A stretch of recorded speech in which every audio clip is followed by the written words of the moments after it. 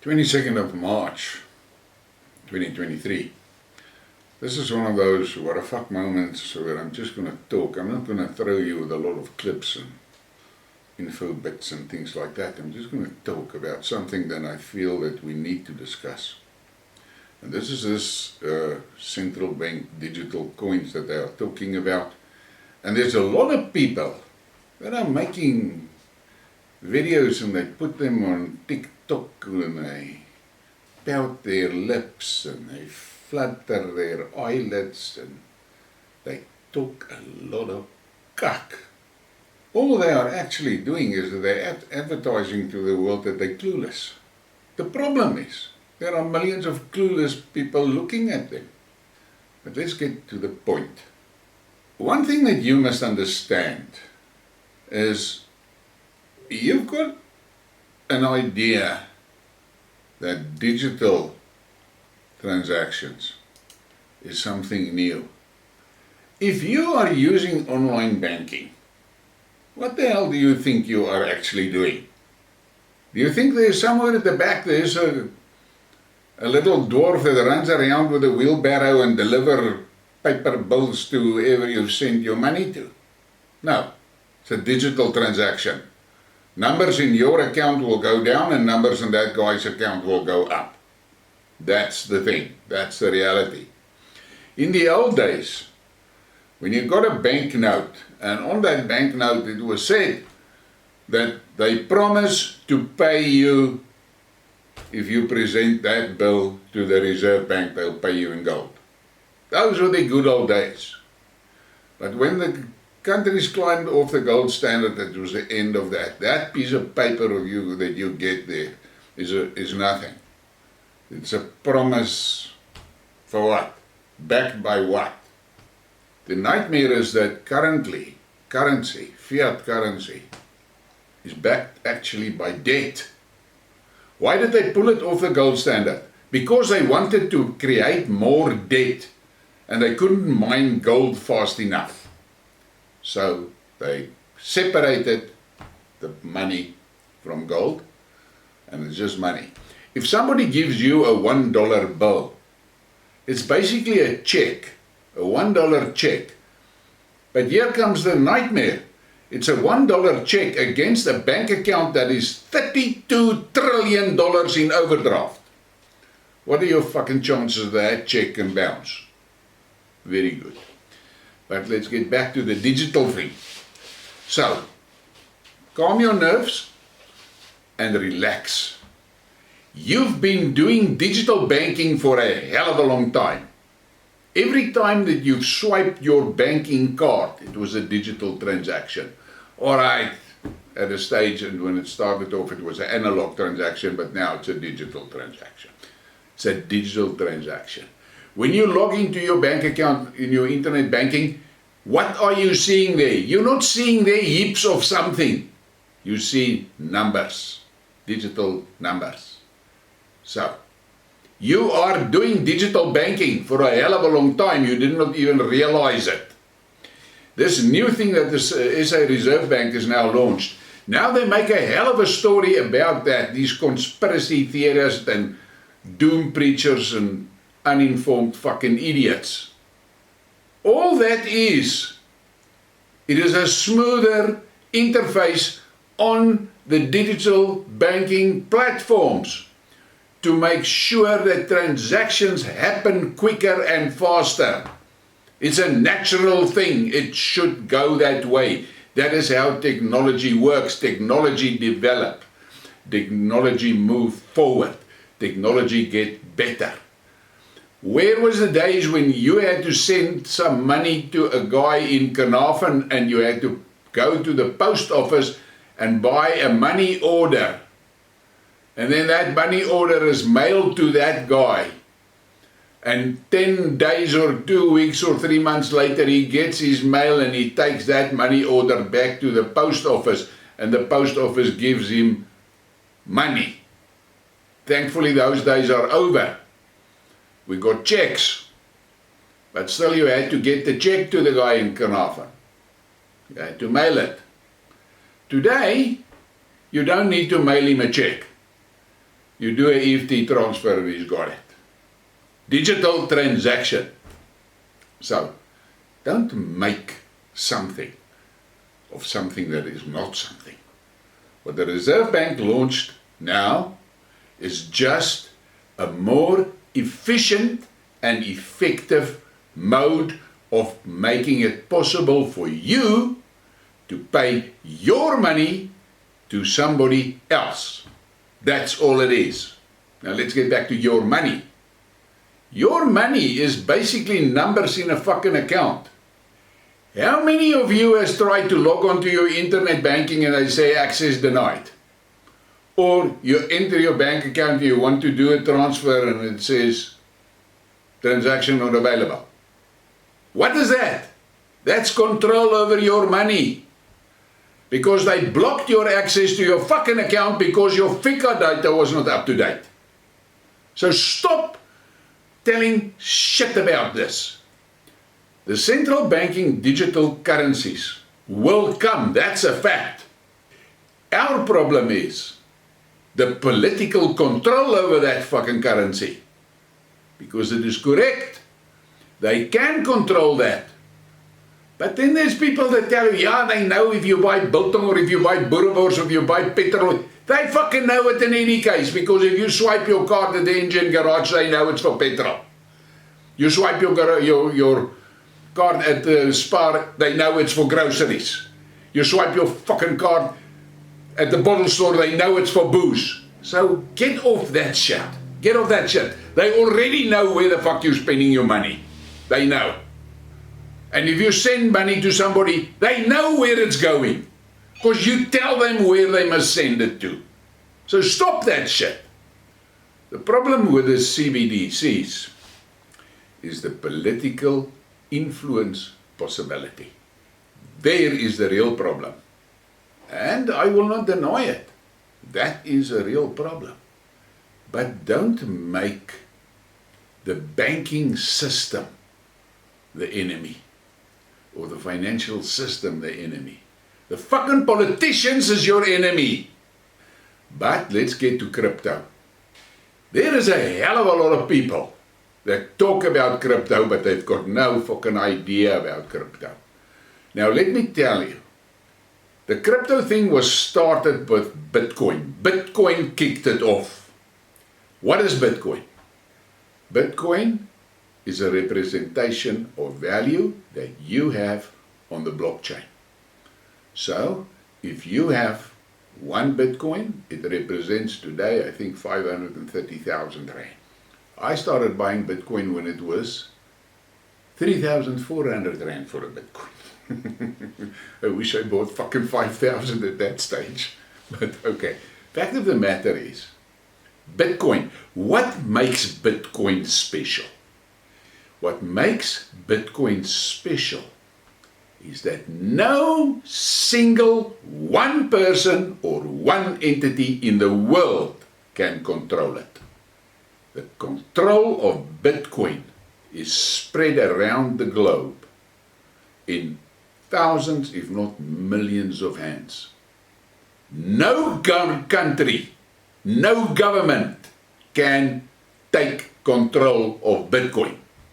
Yeah, they can take control of your Bitcoin wallet that you have at your local Bitcoin exchange. That they can do. But they can't get control over Bitcoin. If you are buying Bitcoin and you are using Bitcoin, and I've done many deals in Bitcoin. I've paid people in China, paid people in Russia, paid people all over the fucking world with Bitcoins. And it's 3-4 minutes, transaction done.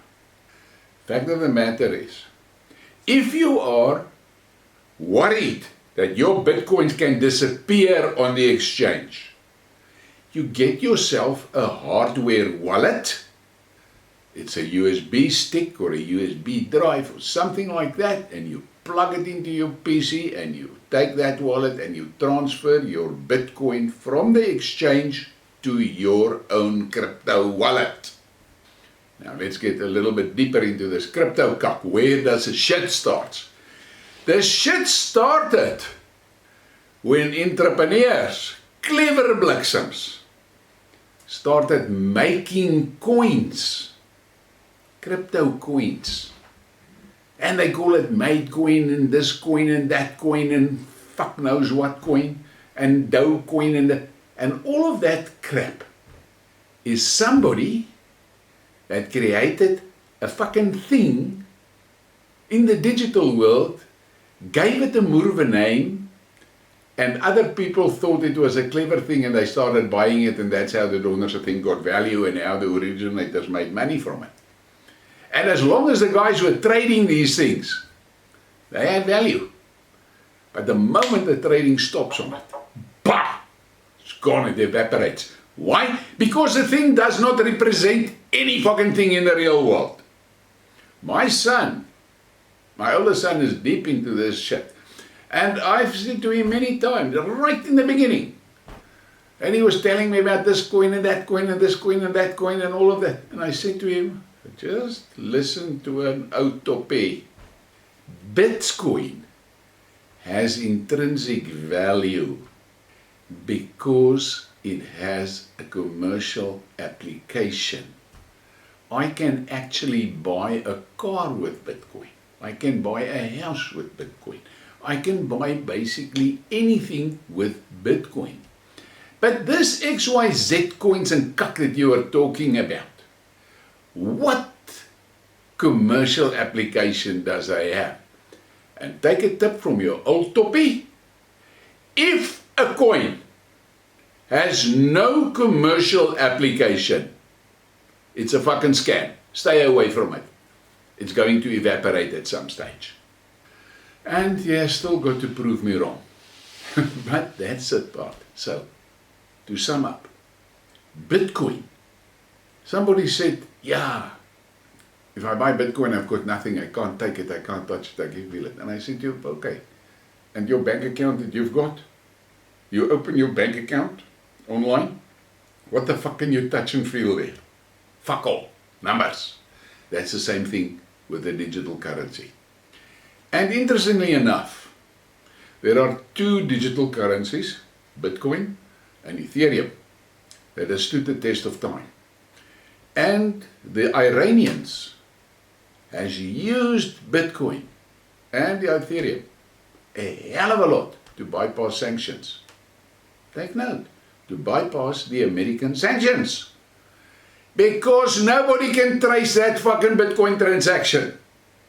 So, and Russia is taking payments in Bitcoin for commodities that they sell.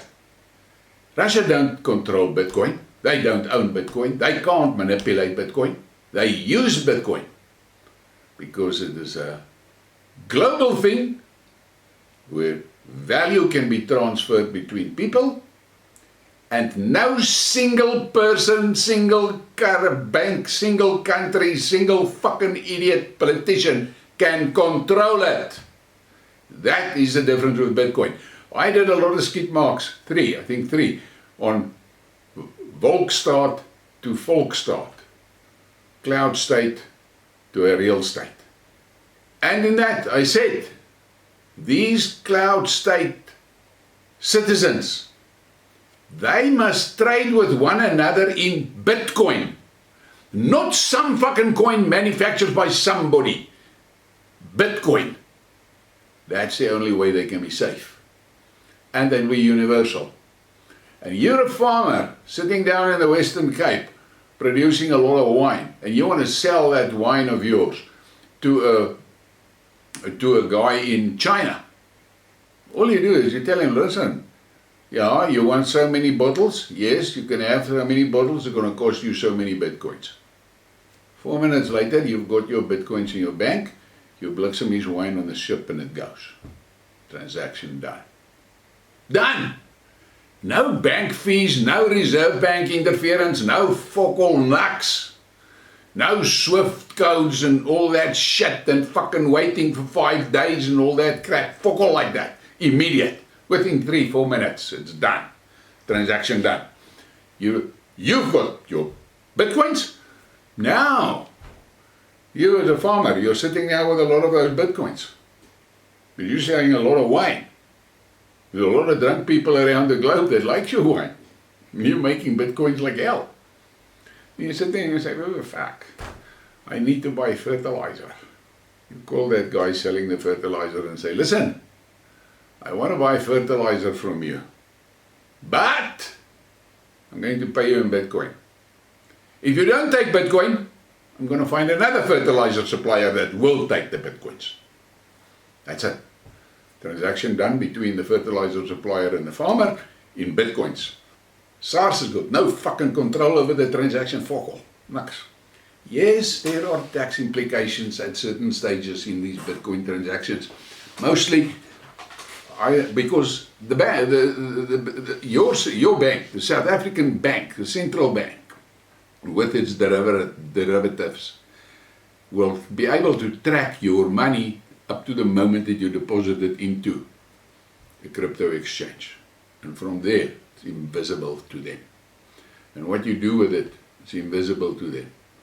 And the next time that they will get an eye on it is when you tell the exchange, pay 100,000 rand into my bank account. That's it. So, keep that in mind.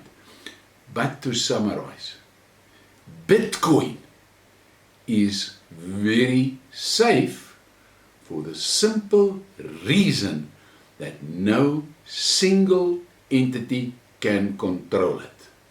It cannot be controlled because out of design it is not centrally controlled. That's the big thing. So don't think that these CBDCs that the fucking banks are talking about is Bitcoin. That's definitely not. Those CBDCs are those coins that I've been talking about, that shit coins. That's what that is. And if South Africa brings out tomorrow a digital rand, I personally believe it will be a fucking good thing, provided the fuckers don't try and limit you at where you can spend those rands. Take note, where you can spend those rands. As long as they don't dictate where you spend that money and how much you make. There's no fucking difference between a digital rand and a paper rand. It's the same thing. It all represents fuck all. It represents an idea that you have something. And then there's a lot of other people that take that and take that idea of something and say, okay, yeah, if you want this packet of cigarettes, I want so many somethings for that. And then there's guys that now are proposing, buy gold, buy diamonds, buy silver. What the fuck? I want to check that transaction when you walk into your local butcher and you buy a packet of boerewors, you want to pay him with a diamond. Do you think he's got a fucking bucket of small diamonds under the counter there which he can give you change? Dream on. Same goes for gold, same goes for silver. So, commercial activity is digitized already, and it's been like that for a hell of a long time. The first time that you went online to your bank, that was the day you experienced digital banking. I personally destroyed all my checkbooks in 1995 already, because checks are not safe. It's bullshit. So I've been doing online banking for as long as it was. I was part of the development team that developed the first digital interfaces with Standard Bank. They were the leaders of it. They started it off. And I was on that team. So I come a long way. I was the first guy in the world that made it possible for you to buy airtime with an SMS. And you could take that airtime that I've sent you, that PIN number, because it represented 100 Rand airtime coupon. You could send that thing to your friend in Limpopo that you owe 100 Rand. And he's got 100 Rand of airtime. Right through Africa, airtime is a currency. Airtime is a currency. I have been involved in a few pilot projects in Africa, in the Middle East and in South America. Well, the moment that we made that made it possible for the people to send the pins around on by SMS, they immediately adopted it and adapted it to become a currency. So, please, don't get yourself all excited by these chicks sitting on TikTok, pouting their lips and fluttering their eyes and making as if they know everything. They know fuck all, man. They're talking shit. Here, to summarize, Bitcoin is a digital currency that cannot be centrally controlled. CBDCs from the banks, from the country's local central banks, can be controlled. But that's a political thing. So it can be controlled. And as long as those CBDCs are brought in and it functions exactly the same as your paper money, there's no problem. But the political control potential is dangerous. So the CBDC per se is not the fucking devil. The devil is the bliksemse politicians. Get that into your mind. And I say again, when you log into your bank on the internet banking, what the fuck do you think you're looking at there? A heap of rands. Bullshit. You're looking at numbers representing rands. Digital numbers. So, whatever you feel about this, put it in the comments. But share this, because there are a lot of people that are being agitated and whipped into a frenzy by idiots that don't have a fucking clue what they're talking about. My final word, Bitcoin is a good way to have some of your assets out of the fucking hands of politicians. Please give me a like, subscribe and share. Thank you for your support.